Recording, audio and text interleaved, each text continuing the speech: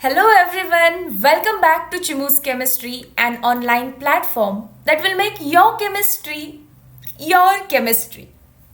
Solid स्टेटचा part 2 बघणार आहे आपण.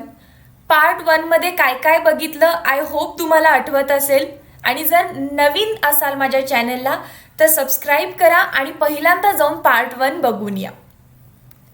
बघा, लास्ट पार्टची सुरुवात केलेली इंट्रोडक्शन पासून. इंट्रोडक्शनमध्ये आपण बघितलं नेमकं सॉलिड म्हणजे काय. मग टाइप्स ऑफ सॉलिड बघितले, 2 असतात, crystalline solid, amorphous solid. Crystalline सॉलिडमध्ये ॲटम्स प्रॉपरली अरेंज्ड होते, म्हणून आपण ठरवलं की आपण क्रिस्टलाइन सॉलिडलाच पुढे डिटेलमध्ये शिकायचं. क्रिस्टलाइन सॉलिडच्या 2-3 प्रॉपर्टीज बघितल्या, त्यामध्ये आयसोमॉर्फिझम होतं, पॉलिमॉर्फिझम होतं, ॲनायसोट्रॉपी होती. त्यानंतर क्रिस्टलाइन सॉलिडचं क्लासिफिकेशन ठरवलं बघायचं. मग क्लासिफिकेशन 4 टाइप्समध्ये आहे.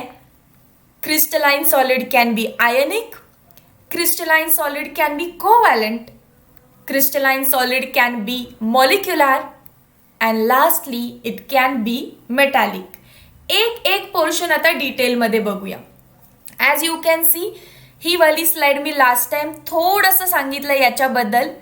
आयनिक सॉलिडमध्ये काय असणार आहे, जसं की NaCl. कशापासून बनला NaCl? Na plus Cl minus, हो की नाही? मग Na plus and Cl minus तर अपोजिटली चार्ज आयन्स आहेत, positive charge and negative charge. मग याच्यामध्ये जो फोर्स ऑफ अट्रॅक्शन असणार आहे तो कोणता असणार? Yes, it is electrostatic force of attraction. Electrostatic force of attraction. आणि याच इलेक्ट्रोस्टॅटिक फोर्स ऑफ अट्रॅक्शनला आपण म्हणतो आयोनिक बॉन्ड. मग आयोनिक बॉन्ड म्हणतोय म्हणून हा सॉलिड झाला आयोनिक सॉलिड. मग बघा, मी सुरुवात कशापासून केली? आयोनिक सॉलिड कशापासून बनलाय? Positively charged cation and negatively charged anion पासून. सेकंड पॉइंट मी विचारलं, या दोघांमध्ये जे फोर्स ऑफ इंटरॅक्शन आहे ते कोणतं आहे? फोर्स ऑफ इंटरॅक्शन आहे इलेक्ट्रोस्टॅटिक फोर्स ऑफ इंटरॅक्शन, की ज्याला आपण काय म्हणतोय? Ionic bond. सो प्रत्येक या 4 टाईपची सुरुवात आपण इथूनच करायची. फर्स्ट असणार तो कशापासून बनलाय, म्हणजे कन्स्टिट्युएंट पार्टिकल. आपण या चौघांची पण शॉर्ट नोट लिहायची आहे. आणि फर्स्ट पॉइंट असणार कन्स्टिट्युएंट ॲटम किंवा कन्स्टिट्युएंट पार्टिकल्स म्हणा, कन्स्टिट्युएंट पार्टिकल्स. सेकंड असणार आहे inter molecular force of attraction. IMF म्हणजे इंटर मॉलिक्युलर फोर्स नेमका त्याच्यामध्ये कोणता आहे. मग पहिलं आपण आयनिक सॉलिड स्टार्ट करू. Ionic solid, constituent particles are charged ions. मग पॉझिटिव्हली चार्ज्ड असेल तर आपण कॅटायन म्हणतो, निगेटिव्हली चार्ज्ड असेल तर आपण एनायन म्हणतो. The cation and anion are held together by electrostatic force of attraction. Ionic crystals are hard and brittle. जसं की तुम्ही इमॅजिन करा ना, सॉल्टला. सॉल्ट म्हणजे NaCl, मीठ आहे आपल्या घरी जे असतं ते. हार्ड आहे की नाही? डेफिनेटली हार्ड आहे, पण ब्रिटल आहे. ब्रिटल म्हणजे कसं? ठिसूळ. तुम्ही हातात घेतलं, टफ आहे तो, हार्ड आहे, सॉफ्ट नाही आहे स्पंज सारखा, म्हणून म्हटलं हार्ड आहे. बट तुम्ही थोडंसं आणखीन फोर्स लावला तर त्याचा पूर्ण तुम्ही पावडर करू शकता, त्याचा चुरा करू शकता. That means it is brittle. Hard as well as brittle. It has high melting point. Melting point high कशामुळे झाला याचा? Strong intermolecular force of attraction. Electrostatic force of attraction खूप स्ट्रॉंग असतं आणि जर हे इतकं स्ट्रॉंग आहे तर याला तोडण्यासाठी टेम्परेचर हाय द्यावं लागेल. याचा अर्थ हाय मेल्टिंग पॉइंट आहे. दे are non conductors of electricity in solid state. तुम्ही मीठ घ्या आणि मिठातून इलेक्ट्रिसिटी कंडक्ट होते का बघा. सॉलिड मीठ सॉलिड स्टेटमधून इलेक्ट्रिसिटी पास होत नाही. So ionic solid do not conduct electricity in its solid state. मग कोणत्या स्टेटमध्ये होतीये? जर तुम्ही हे मिठाचं कन्व्हर्जन मिठाच्या पाण्यामध्ये करताय, म्हणजे सॉल्ट सोल्युशन बनवताय किंवा या सॉल्टला हीट करून जर असं मेल्ट करताय. काय करायचं मी म्हटलं, एक तर सॉल्ट सोल्युशन बनवा, पाणी ॲड करा, सॉल्ट सोल्युशन बनेल. किंवा काय करा, मोल्टन सॉल्ट थोडंसं हीट करा, तो वितळेल, त्याला आपण म्हणणार मोल्टन सॉल्ट. हो की नाही?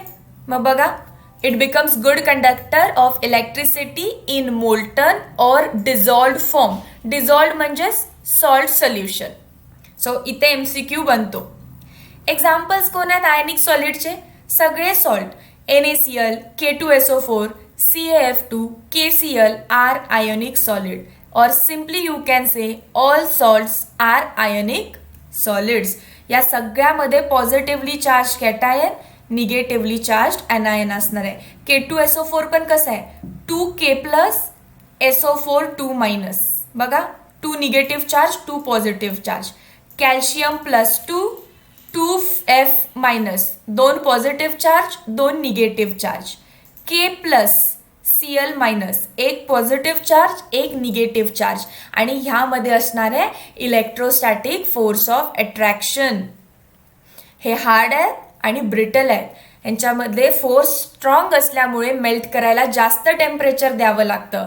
In solid state they are bad conductor of electricity, but in molten or dissolved state they are good conductors of electricity. And examples. I hope this is clear for everyone, isn't it? पुढे जाऊया. Next आहे आपला covalent network crystal किंवा covalent solid. दुसरं नाव काय याचं? Covalent solid. पहिला point, constituent particles. Covalent solids atoms पासून बनलेला असतो. जसं की डायमंड घेतलं, याचं एक्झाम्पल कोण आहे? Best example is diamond. मग मी तुम्हाला क्वेश्चन विचारते, डायमंड कशापासून बनलाय? काय सांगाल तुम्ही? मॅम, डायमंड कार्बन पासून बनलाय. तो कार्बन काय आहे? इट इज अ ॲटम, है ना? सो कन्स्टिट्युएंट पार्टिकल्स इथे ॲटम असतात. या कार्बनवर कोणता चार्ज नाही आहे, सो चार्ज पार्टिकल्स न म्हणता आपण ॲटम्स म्हणणार. Atoms are held together by continuous system covalent bond. Continuously covalent बॉन्डनी बाइंड झालेला असतो. जसं की मी तुम्हाला डायग्राम दाखवते डायमंडची कशी आहे. फक्त काय लक्षात ठेवणार, हा कार्बन जेव्हा पुढच्या कार्बन सोबत बॉन्ड करतोय तेव्हा शेअरिंग ऑफ इलेक्ट्रॉन्स करतो. There is sharing of electron and sharing of electron is nothing but covalent bond. Covalent network crystal are giant molecule. Giant म्हणजे big.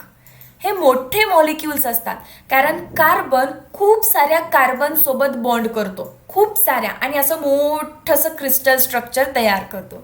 I am going to show you, but just have some patience. आधी आपण याच्या सगळ्या properties बघूया. So पहिला तर झालं कन्स्टिट्युएंट particles, item आहेत. दुसरा पॉईंट याच्यातच सांगितला की हे जे काही बॉन्ड आहेत हे कसले बॉन्ड आहेत? फोर्स ऑफ अट्रॅक्शन कसलं आहे?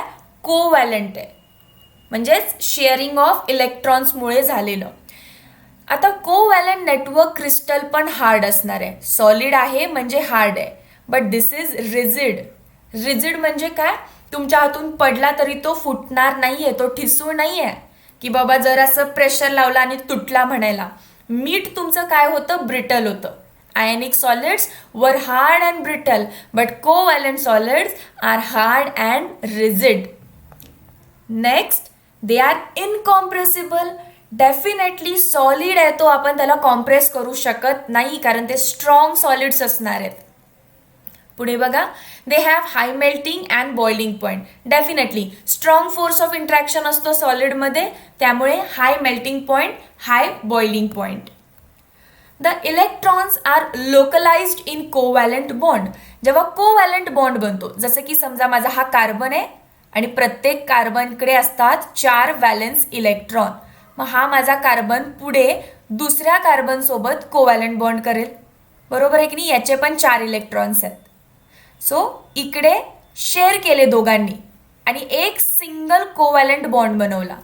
कशामुळे बनला हा? Sharing of electron. कशामुळे बनलाय हा बॉन्ड? Sharing of electron. आणि जर इलेक्ट्रॉन्स शेअर होत आहेत, if the electrons are getting shared, मग मला सांगा हे इलेक्ट्रॉन्स मूव्ह होणार आहेत का इकडून तिकडे? नाही, है ना, दे विल नॉट मूव्ह. म्हणजेच काय, हे लोकलाइज्ड आहे. एका जागेला राहणं म्हणजे काय, लोकलाइज्ड असणं. मग हे लोकलाइज्ड आहे, सिंगल बॉन्ड आहे फक्त. बघा, हे वरती बॉन्ड बनवतील, हे इकडे बॉन्ड बनवतील, हा खाली बॉन्ड बनवेल. सिमिलरली शेअरिंग ऑफ इलेक्ट्रॉन्सनी होईल. त्यामुळे म्हटलं की हे इलेक्ट्रॉन्स जिथे आहेत तिथेच थांबतात, लोकलाइज्ड आहेत. याचा अर्थ इलेक्ट्रॉन्स मूव्ह करणार नाहीत. एका जाग्याला आहेत म्हटलं, मूव्ह कसे करतील? आणि जर इलेक्ट्रॉन मूव्ह करत नाही तर कंडक्टिव्हिटीच नाही. कारण जर फ्री इलेक्ट्रॉन्स फ्लो करत असतील, flow of electrons is nothing but conductivity, if you all know this. Electrical conductivity कधी होते? जेव्हा इलेक्ट्रॉन्स फ्लो होतात. इथे इलेक्ट्रॉन्स सगळे लोकलाइज्ड आहेत, hence no flow of electrons, hence no conductivity. म्हणून काय लिहिलंय? They are poor conductors of heat as well as electricity. हीटचे पण आणि इलेक्ट्रिसिटीचे पण. So covalent network solid. आलेत का सगळ्यांच्या लक्षात? येस. बेस्ट एक्झाम्पल मी काय म्हटलं याचं? डायमंड. Best example diamond. परत ग्रॅफाईट, फुलेरिन, कार्बनचे ॲलोट्रोप पण आहेत हे तिघे पण. These are covalent network solid. आता बघा, मी तुम्हाला स्ट्रक्चर दाखवते. ओके, एक्झाम्पल मी लिहिलेतच आहेत. नाव I guess I have to rough the below portion. Give me a minute.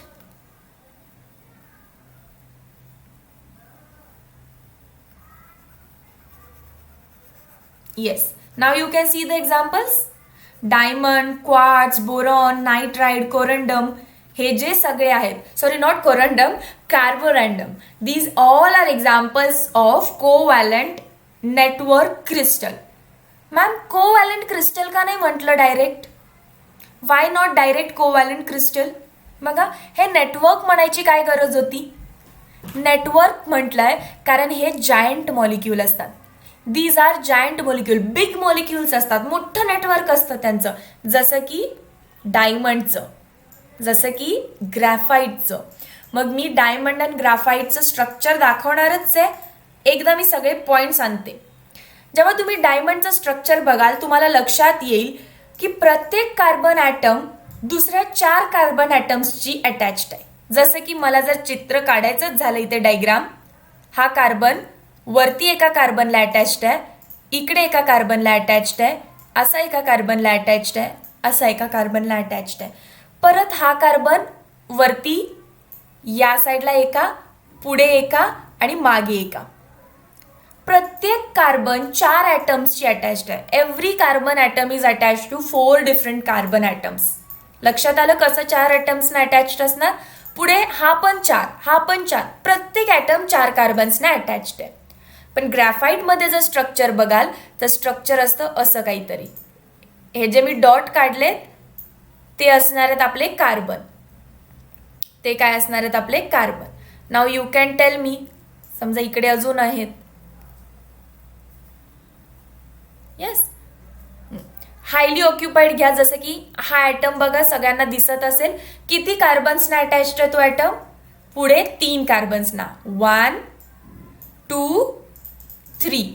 आणि याच्यासारखं प्रत्येक कार्बन ॲटम पुढे 3 डिफरंट कार्बन ॲटम्सना अटॅच्ड असणार आहे.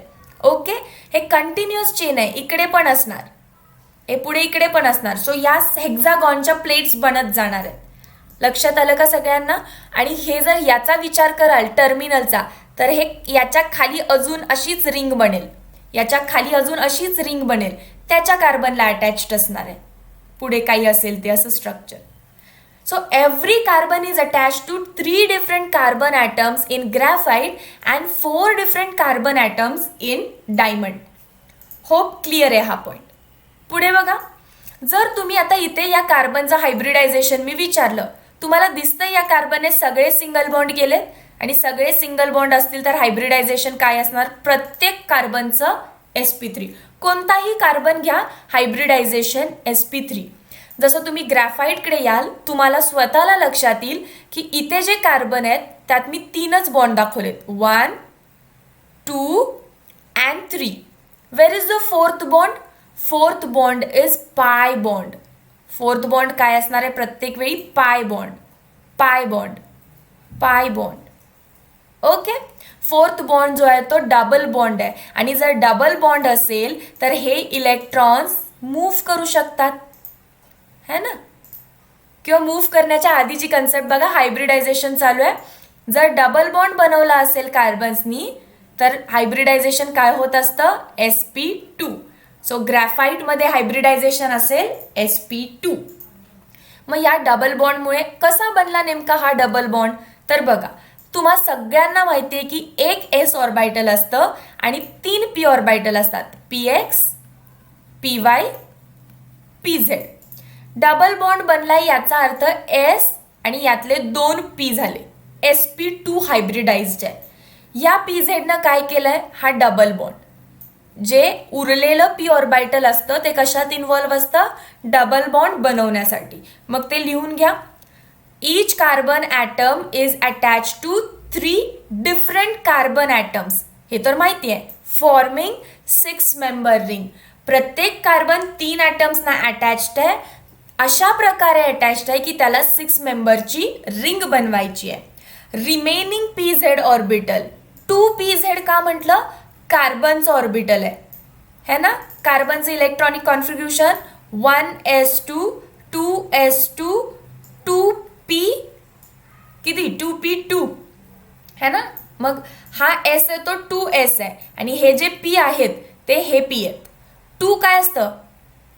Principal quantum number. सो कार्बनसाठी प्रिन्सिपल क्वांटम नंबर असतो 2. 2pz orbitals form pi bond. मी जस्ट सांगितलं, जो डबल बॉन्ड बनवलेला असतो तो कोणी बनवलेला असतो? रिमेनिंग ऑर्बिटल्सनी, pzनी. That forms layer in the graphite. आणि याच्यामुळे काय झालं? ग्रॅफाईटमध्ये लेयर्स फॉर्मेशन झाले. मी म्हटलेलं ना, ही जी वरची लेअर दिसते सिमिलर, याच्या खाली अशाच हेक्झागॉनच्या लेअर असणार, सिमिलर वेमध्ये. दाखवेन मी तुम्हाला डायग्राम. आता sp2 हायब्रिडाइज्ड आहे म्हणजे इथले जे इलेक्ट्रॉन्स आहेत ते रेझोनन्स करताना मूव्ह होऊ शकतात. याचा अर्थ इलेक्ट्रॉन्स फ्लो होत आहेत, है ना. डबल बॉन्ड आहे इथे, इलेक्ट्रॉन्स जम्प करणार, हे इथं करतील, हे इथं करतील, इकडे करतील. ही इथं डबल बॉन्ड जम्प होईल, इथे होईल, ही इकडे होऊ शकते. सो इलेक्ट्रॉन जम्प करतायत म्हणजे इलेक्ट्रॉन फ्लो करतायत. अँड इफ इलेक्ट्रॉन फ्लो होत आहेत तर graphite must be good conductor of electricity. So graphite is exception. Graphite काय आहे? एक्सेप्शन आहे. आपण आता प्रॉपर्टी बघताना बघितलेलं की covalent network solids are bad conductors of heat and electricity, but graphite is the exception, कारण ग्रॅफाईटमध्ये फ्री इलेक्ट्रॉन्स अवेलेबल आहेत. नेक्स्ट बघा, रफ करते, दिसेल हे क्लिअर. येस, काय लिहिलंय? Graphite is used as lubricant. Oiling जसं म्हणतो ना, ऑइलिंग करायला आपण लुब्रिकेशन करतो, मेकिंग इट सॉफ्टन करतो आपण एखाद्याला. As layers glide over each other. Lubricant म्हणून का वापरतोय? सॉफ्टनिंग एजंट म्हणून का वापरतोय? कारण ही एक हेक्झागॉनची चेन आहे, ही एक हेक्झागॉनची रिंग आहे, नॉट चेन, रिंग आहे. या एकमेकांवर एकदम सॉफ्टली ग्लाइड होऊ शकतात. अँड जर त्या ग्लाइड होऊ शकतात तर ते डिस्टॉर्ट होणार नाहीत, त्या रिंग्स तुटणार नाहीत, एकदम इझिली ग्लाइड होतात, मूव्ह होतात. मग त्या काय करू शकतात? दुसऱ्या एखाद्या सबस्टन्सला लुब्रिकेट करू शकतात, सॉफ्ट करू शकतात, फंक्शन त्याचं प्रॉपर करू शकतात. ठीक आहे. सो ग्रॅफाईट बद्दल काय काय कळालं तुम्हाला या पॉइंटमधून? ग्रॅफाईट बद्दल डिस्कस करू. सो ग्रॅफाईटमध्ये प्रत्येक कार्बन ॲटम दुसऱ्या 3 ॲटम्सना अटॅच्ड असतो. ग्रॅफाईटमध्ये प्रत्येक कार्बन ॲटम sp2 हायब्रिडाइज्ड आहे. ग्रॅफाईटमध्ये 6 मेंबरच्या रिंग्स बनलेल्या असतात. 2pz जे ऑर्बिटल आहे ते कशासाठी यूज होतं? लेयर्स बनवण्यासाठी. 2pz ऑर्बिटल्सने डबल बॉन्ड केले आणि त्या डबल बॉन्ड्समुळे लेयर्स बनल्या. It is good conductor of heat and electricity. आणि मेजरली नंतर त्याचा आपल्याला यूज बघायचा आहे. यूज आहे, it is used as lubricant. अजून एक use, it is use as lead in pencil. तुमच्या पेन्सिलमध्ये जी लीड आहे ती ग्रॅफाईट आहे. ओके, ती जी लीड आहे पेन्सिलमधली ती ग्रॅफाईट असते. आता डायमंडचे पहिले 2 पॉइंट कळाले. डायमंडमध्ये प्रत्येक कार्बन ॲटम दुसऱ्या शेजारच्या 4 ॲटम्सना कनेक्टेड आहे. 4 कार्बन ॲटम्सना. प्रत्येक कार्बनचं हायब्रिडायझेशन sp3 आहे. डायमंड एक बिग जायंट क्रिस्टल आहे, एक मोठा असा क्रिस्टल आहे. डायमंड स्ट्रॉंग आहे, डायमंड हार्ड आहे हे सांगण्यात काहीच पॉईंट नाही, आता माहिती झालंय. It is the strongest and the hardest solid. ठीक आहे, diamond is strong and hardest solid and it has very high melting point. कारण सगळ्यात स्ट्रॉंग आहे, सगळ्यात हार्ड आहे, तर त्याला तोडायला सगळ्यात जास्त टेम्परेचर लागतं, 3550 degree Celsius, 3550 degree Celsius. I hope this is clear. बघा आता सगळं एक्सप्लेन करून झाल्यानंतर मी इथे डायग्राम काढली आहे. हा कार्बन ॲटम किती ॲटम्सना कनेक्टेड आहे बघा, 1 2 3 4. म्हणून म्हटलं every carbon atom is attach to 4 different. इथे बघा हा carbon atom 1 2 3. Every carbon atom is attach to 3 different carbon atoms है ना. नंतर हायब्रिडायझेशन sp3. इथे हायब्रिडायझेशन असतं sp2. डबल बॉन्ड्स दाखवलेल्या नाही आहेत, बट हायब्रिडायझेशन काय असतं sp2. त्यानंतरच्या ज्या काही प्रॉपर्टीज आहेत त्या तुम्हाला कळाल्या असतील. ग्रॅफाईटमध्ये या लेअर फॉर्मेशन्स आहेत. This layer formation is due to 2pz orbital आणि या लेयर्स एकमेकांवरती व्यवस्थित स्लाइड किंवा ग्लाइड होऊ शकतात. Hence graphite is used as lubricant. And ग्रॅफाईटमध्ये sp2 हायब्रिडायझेशन आहे, याचा अर्थ फ्री इलेक्ट्रॉन्स आहेत. And if there are free electrons it is good conductor of heat as well as good conductor of electricity. And हे फक्त लक्षात ठेवा, diamond good conductor of heat. Diamond good conductor आहेत हीटचे, पण they do not conduct electricity. कारण free electrons नाही आहेत. इलेक्ट्रिसिटीसाठी लागतात फ्री इलेक्ट्रॉन्स, पण फ्री इलेक्ट्रॉन्स असतात का, नाही. म्हणून diamond are bad conductor of electricity but good conductor of heat. And graphite is the most exception वाला थिंग की तो conduct electricity and conduct heat. I hope clear असेल. आता जाऊया पुढे. नेक्स्ट सॉलिड आहे आपला मॉलिक्युलर सॉलिड. आणि molecular solid are very weak solid.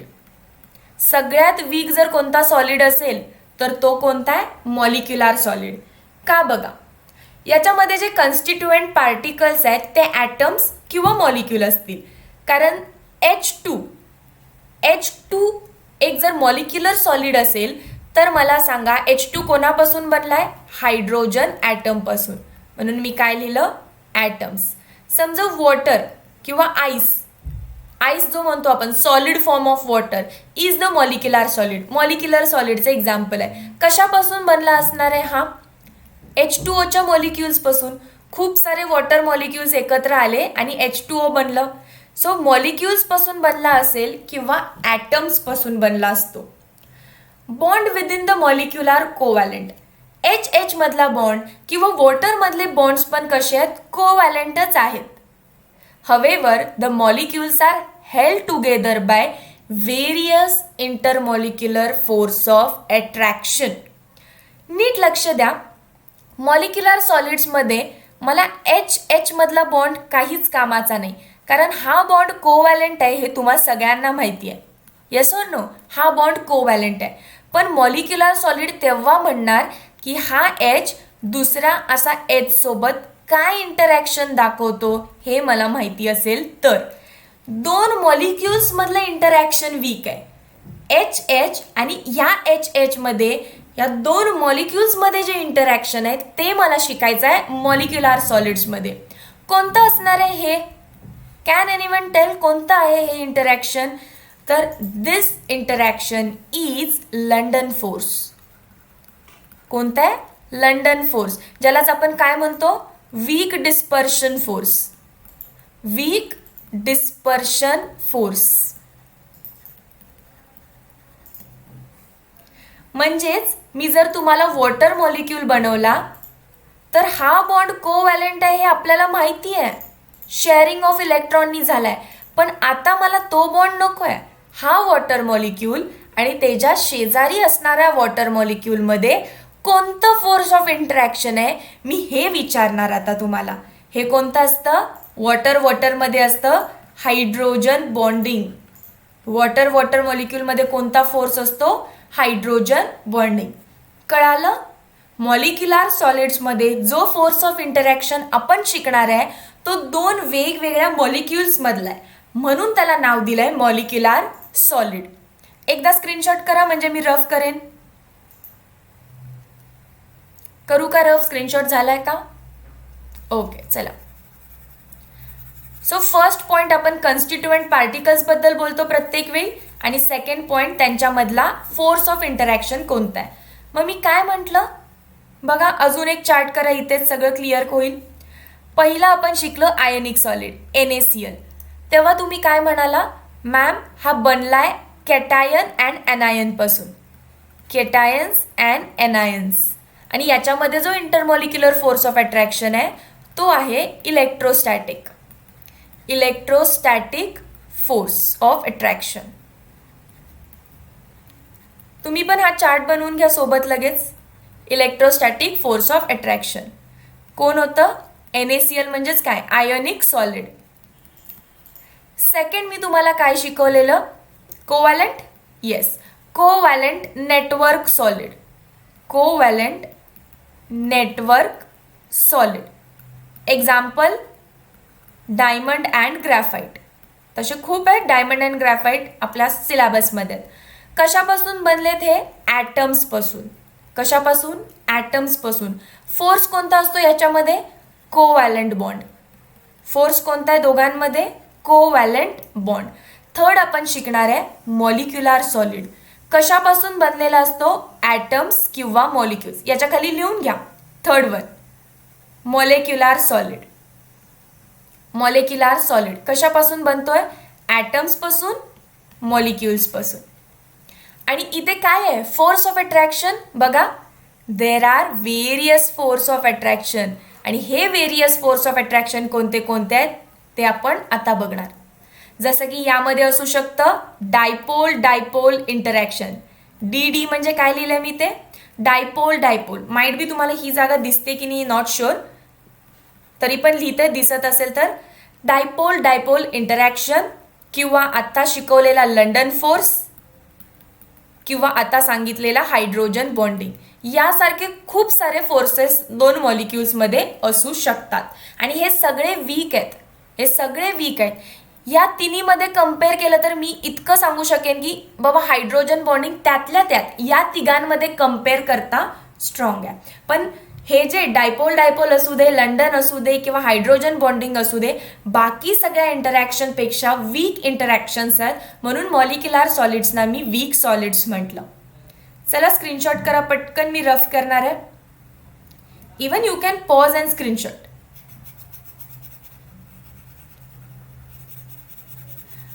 मग आता बघूया कोणते कोणते व्हेरियस इंटरॅक्शन्स आहेत. फर्स्ट आपण बघू dipole interaction.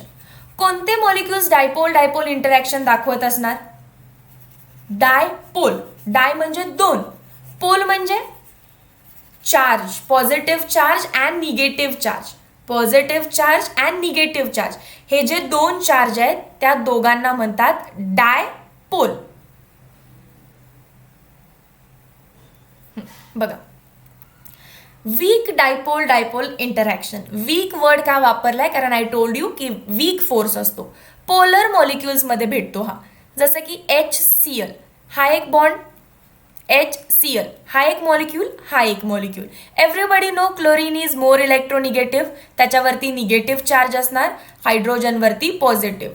We write partial म्हणजे थोडासा निगेटिव्ह चार्ज इकडे जास्त असतो आणि याच्यावरती त्यामुळे येतो पॉझिटिव्ह चार्ज. H+Cl-. मग मला सांगा, हा मायनस चार्ज आणि हा प्लस चार्ज एकाच बीकरमध्ये, HClचे मॉलिक्युल्स एकाच बीकरमध्ये आहेत. मग हा निगेटिव्ह चार्ज या पॉझिटिव्ह चार्जवर इंटरॅक्शन दाखवणार की नाही? दाखवू शकतो. Opposite charge attracts. मग हे जे इंटरॅक्शन आहे याला मी म्हणणार डायपोल इंटरॅक्शन.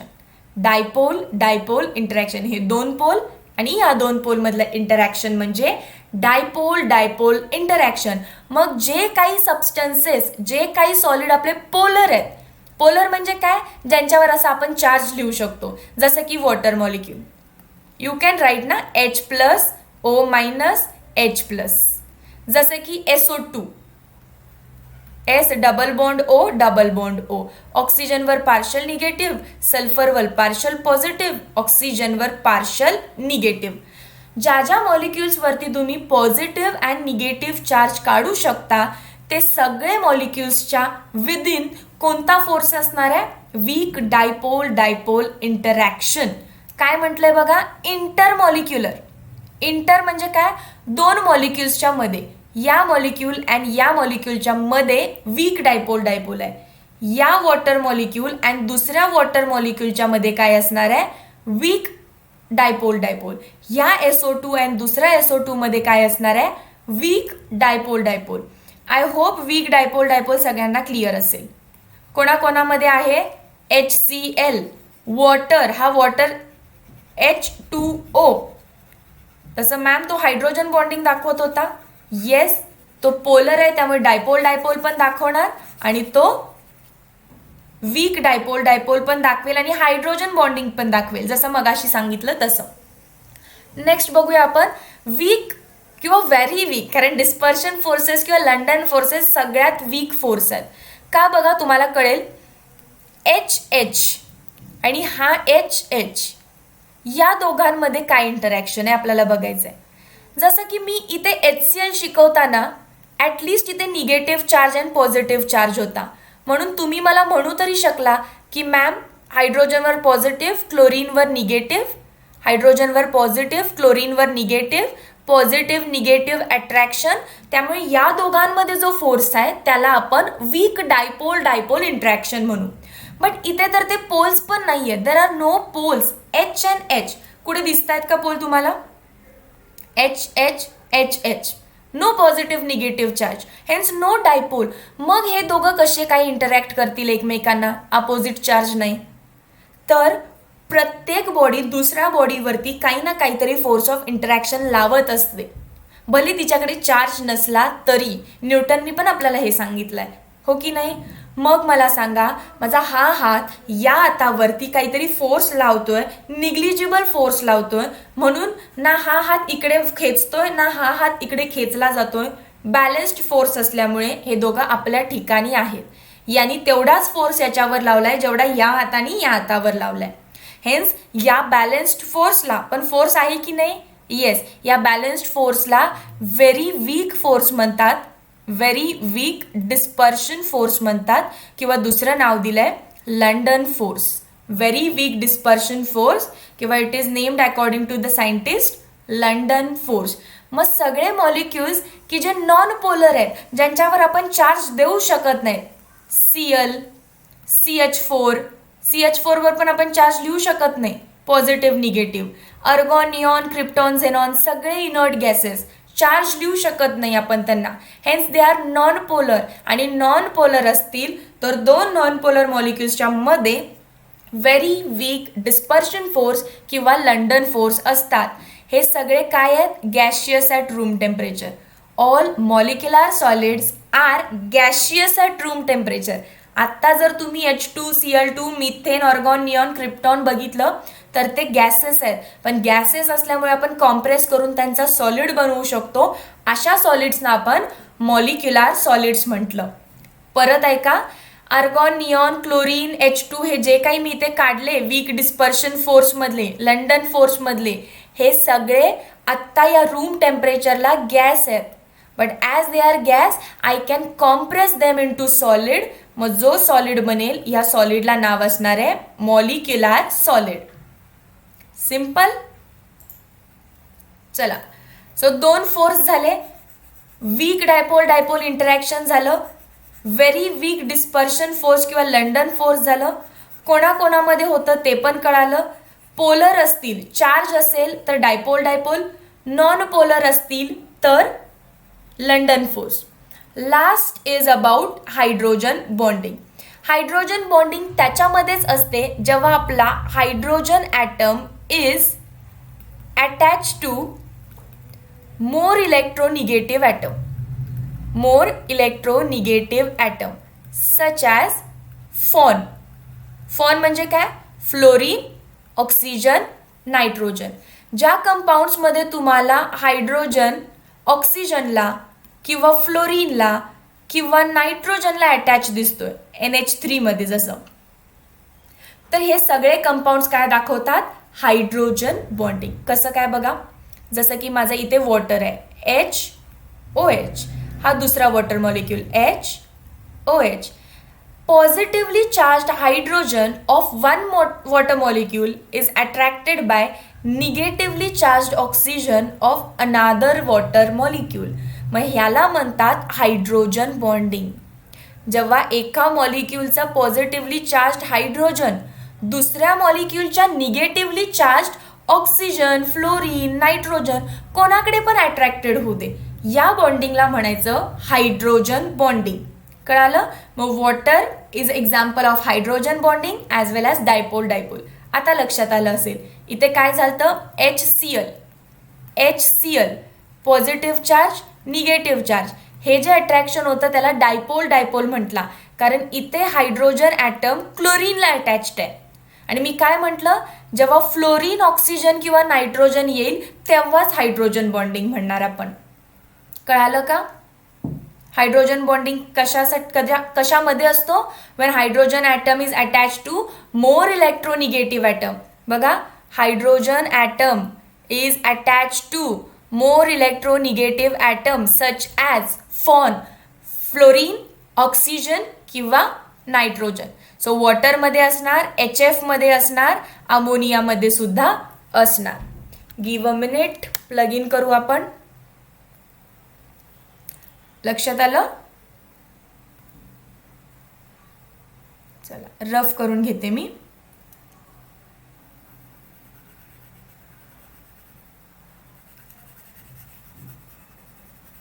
सो तुम्हाला आता ओव्हरऑल लक्षात आलं असेल की मॉलिक्युलर सॉलिड्सना आपण वीक का म्हटलं. वाय दे आर वीक, है ना?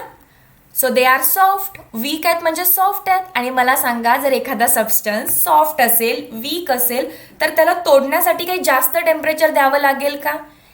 कमी टेम्परेचरमध्ये पण तो तुटायला पाहिजे, कमी टेम्परेचरला बॉईल व्हायला पाहिजे, कमी टेम्परेचरला मेल्ट व्हायला पाहिजे. They are soft due to weak intermolecular force. IMF म्हणजे intermolecular force. They are poor conductor of electricity and hence good insulators. Insulator म्हणजे bad conductor. Any doubt in this point? Any doubt? I guess no, सगळे point clear आहेत. Constituent particle atom किंवा molecules असणार आहेत.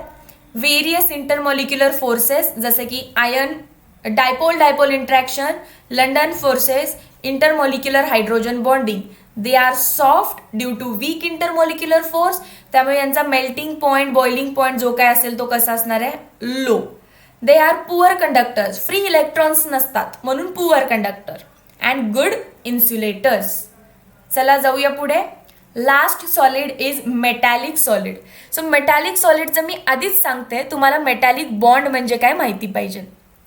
Metallic bond, कारण first पॉईंटमध्ये तर मी तुम्हाला विचारेन कन्स्टिट्युएंट पार्टिकल्स काय आहेत. मेटॅलिक सॉलिड कशापासून बनला असणार? मेटल ॲटम्सपासून. So it is formed from metal atoms.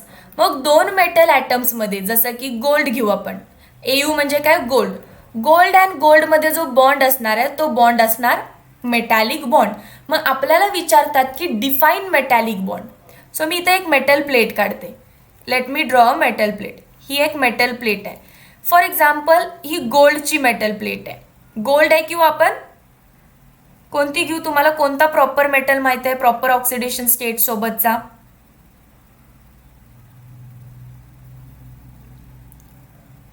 Silver घेऊया. बघा, गोल्ड असेल, सिल्वर असेल. So let us take silver AG, silver metallic plate. आता AG आहे, AG आहे, अजून एक AG आहे. वेल प्रॉपर अरेंज असणार आहेत metals. And everybody know that metal has tendency to lose electron. Metal काय करत असतात, इलेक्ट्रॉन्स लूज करत असतात. सो Ag पण आपला एक इलेक्ट्रॉन लूज करेल आणि जर हा एक इलेक्ट्रॉन बाहेर टाकत असेल तर याच्यावरती एक पॉझिटिव्ह चार्ज आला पाहिजे. बरोबर आहे की नाही. सिल्वर म्हणजे एजीने एक इलेक्ट्रॉन बाहेर टाकला तर त्याच्या डोक्यावरती एक पॉझिटिव्ह चार्ज. म्हणजे या मेटल प्लेटमध्ये सगळे काही आरामात बसलेले नाही आहेत. एजी वरती पॉझिटिव्ह चार्ज आहे आणि काय आहे, इलेक्ट्रॉन्स. आणि काय आहेत त्याच्यामध्ये, इलेक्ट्रॉन्स आहेत, as you can see here. मग या पॉझिटिव्हली चार्ज मेटल आयन आणि या निगेटिव्हली चार्ज इलेक्ट्रॉन्समध्ये जे अट्रॅक्शन आहे त्यालाच आपण काय म्हणतो, मेटॅलिक बॉन्ड. त्यालाच आपण काय म्हणतोय, मेटॅलिक बॉन्ड. आता इलेक्ट्रॉन्स काही एक दोन असणार आहेत का, हो खूप सारे असणार आहेत. इथे मी 4 दाखवलेत पण there will be a lot of electrons, म्हणून याला काय म्हणतात, सी ऑफ इलेक्ट्रॉन्स. समुद्र खूप सारे आहेत म्हणून sea of electrons. So metallic बॉन्डला कसं डिफाईन करतात, the force of attraction between positively charge metal ions किंवा metal cations and negatively charged C of electrons is called as metallic bond. चला एकदा स्क्रीनशॉट करून घ्या.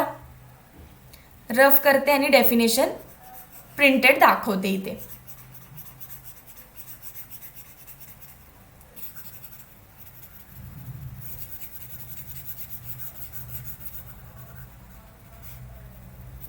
सी, कन्स्टिट्युएंट पार्टिकल्स सांगितलं तसंच atoms of same metal. Gold असेल तर गोल्डचे ॲटम्स, सिल्वर असेल तर सिल्वरचे ॲटम, कॉपर असतील तर कॉपरचे atom, held together by metallic bond. Metallic bond म्हणजे काय, in metallic solids, in metallic crystal electrons are delocalised. Electrons delocalised म्हटलंय म्हणजे एका जागी थांबत नाहीत. डी म्हणजे नाहीत, लोकलाइज्ड नाहीत. They don't wait in one place, they flow किंवा they travel. Electron travel over the entire system, पूर्ण तुमच्या मेटल प्लेटवरती. सिस्टीम म्हणजेच काय, मेटल प्लेट. पूर्ण तुमच्या मेटल प्लेटवरती फिरत असतात. लिव्हिंग बिहाइंड, कोणाला मागे सोडून, पॉझिटिव्हली चार्ज्ड आयन्स. जे काही तुमचे पॉझिटिव्हली चार्ज्ड आयन्स होते सिल्वरचे त्यांना मागे ठेवून हे इलेक्ट्रॉन जंप करत असतात. Ag प्लस इलेक्ट्रॉन मायनस, हे इलेक्ट्रॉन गप्प बसणार नाहीये तिथे. हा पुढे जंप करेल, हा पुढे जंप करेल, हा पुढे जंप करेल and so on. Metallic crystals are described as, metallic क्रिस्टल्सना कसं डिस्क्राईब करतोय, कसं डिफाईन करतोय, पॉझिटिव्हली चार्ज कॅटायन म्हणजे Ag प्लस जे मी दाखवले तुम्हाला ते, immersed in the negatively charge sea of mobile electrons. मी सांगितलं ना खूप सारे इलेक्ट्रॉन्स असणार म्हणून आपण त्याला सी ऑफ इलेक्ट्रॉन्स म्हणतोय. आणि ते मोबाईल आहेत. मोबाईल म्हणजे काय, मूव्हिंग. दाखवले ना आता कसे जम्प करत असतात. या मूव्ह होणाऱ्या इलेक्ट्रॉन्समध्ये पॉझिटिव्हली चार्ज जे तुमचे कॅटायन्स आहेत ते असे रुतून बसलेत. असं स्ट्रक्चर दिसत असतं आपल्या मेटॅलिक बॉन्डचं. Next, this attraction between positively charged cation and negatively charged C of electron is called as metallic bond. यालाच काय म्हणतात, मेटॅलिक बॉन्ड म्हणतात. मेटल्स आर मेलिएबल म्हणजेच आपण त्याची प्लेट बनवू शकतो, हो की नाही. आपण त्याची वायर बनवू शकतो. त्यांना एक चकाकी असते, लस्टर म्हणजे चमक, चकाकी असते. And metals are very good conductors of electricity as well as heat due to free electrons. ते जे इलेक्ट्रॉन्स फ्लो होत आहेत त्याच्यामुळे ते गुड कंडक्टर ऑफ इलेक्ट्रिसिटी आहेत. क्लिअर आहे का. मेटलच्या प्लेटमध्ये पॉझिटिव्हली चार्ज मेटल कॅटायन आणि negatively charge sea of electron आहे. या दोघांमध्ये जे अट्रॅक्शन आहे त्याला आपण मेटॅलिक बॉन्ड म्हणतो. फ्री इलेक्ट्रॉन्स असल्यामुळे ते बनतात गुड कंडक्टर्स. आणि हे तर स्टँडर्ड 10th मध्ये शिकलोय. मेलिएबल आहेत म्हणजे त्याचा आपण पत्रा बनवू शकतो, डक्टाईल म्हणजे त्याची वायर बनवू शकतो आणि लस्टर म्हणजे त्यांना एक सुंदरशी चकाकी असते. सो इथे आपले 4 पण टाईपचे सॉलिड्स कंप्लीट झाले. जॉईन करा माझा टेलिग्रामचा ग्रुप आहे चिमूज केमिस्ट्री. टेलिग्राम ॲप आधी डाउनलोड करा. जाऊन फक्त चिमूस केमिस्ट्री सर्च करा, ते आपलं चॅनेल आहे. त्याच्यावरती तुम्हाला अनअकॅडमीवरती मी जे लाईव्ह शिकवते त्याचे अपडेट्स भेटत राहतील. पण त्याआधी जाण्यापूर्वी ऐका, आजपर्यंत आता काय काय बघितलं आपण? सॉलिडच्या प्रॉपर्टीज. त्याच्यानंतर आपण स्टार्ट केलं क्रिस्टलाइन सॉलिड काय आहे आणि ॲमॉर्फस सॉलिड काय आहे. परत आपण लिहिले या दोघांच्या सुद्धा शॉर्ट नोट्स. त्यानंतर काही प्रॉपर्टीज बघितल्या आणि आज स्टार्ट केलेलं आपण 4 टाईपचे सॉलिड्स. आयोनिक बघितलं फर्स्ट. क्लिअर आहे का सगळ्यांना? आयनिक मला कमेंट करून नक्की सांगा. त्याच्यानंतर आपण बघितलं आय गेस कोवॅलेंट. त्याच्यानंतर आपण बघितलं मॉलिक्युलर जे की वीक आहेत. अँड लास्टला आपण बघतोय मेटॅलिक. हे 4 आपण संपवले. मेटल्सचे एक्झाम्पल तुमचं तुम्ही लिहू शकताय. Gold, silver, copper, iron, nickel, cobalt, जे तुम्हाला वाटतंय ते मेटल्स लिहा. मग यामध्ये स्ट्रॉंगेस्ट सॉलिड कोण आहे? तर मेटॅलिक सॉलिड सगळ्यात स्ट्रॉंगेस्ट आहे.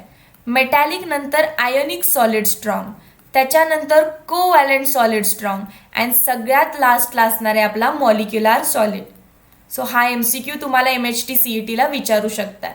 मेटॅलिक बॉन्ड सगळ्यात स्ट्रॉंग, त्यानंतर आयोनिक बॉन्ड, त्यानंतर कोवॅलेंट बॉन्ड आणि मग आपले weak dispersion, dipole and hydrogen bonding. So इथे आपला बेसिक पोर्शन कम्प्लीट होतोय. जॉईन करा नेक्स्ट पार्टमध्ये. लाईक द व्हिडिओ जर तुम्हाला हा सगळा पार्ट आवडला असेल. शेअर द व्हिडिओ, कारण कसं आहे हा सॉलिड स्टेटचा पार्ट 2 आहे. तुम्ही आत्ताच तुमच्या फ्रेंड्सना जर हा फॉरवर्ड केला तर ते पार्ट 1 बघून येऊन पार्ट 2 बघून माझा पार्ट 3 कंटिन्यू करू शकतात. सो माझ्यासोबत तुमचं नोट प्रिपरेशन्स होऊ शकतात, तुमचे पण तुमच्या फ्रेंड्सचे पण. शेअर करा अँड सबस्क्राईब करा. मोस्टली लोक तुम्ही सबस्क्राईब केलं मला तुम्ही, आय नो, बट तुम्ही बेल आयकॉन प्रेस नाही केलेला. बेल आयकॉन का प्रेस करायचा आहे? जस्ट की माझे नोटिफिकेशन्स तुम्हाला येत राहावे. जसं मी हा व्हिडिओ आता अपलोड करेन तर तुमची स्क्रीन ब्लिंक होईल, माझा व्हिडिओ येईल, तुम्ही क्लिक कराल, व्हिडिओ एन्जॉय कराल आणि लाईक कराल. Thank you so much.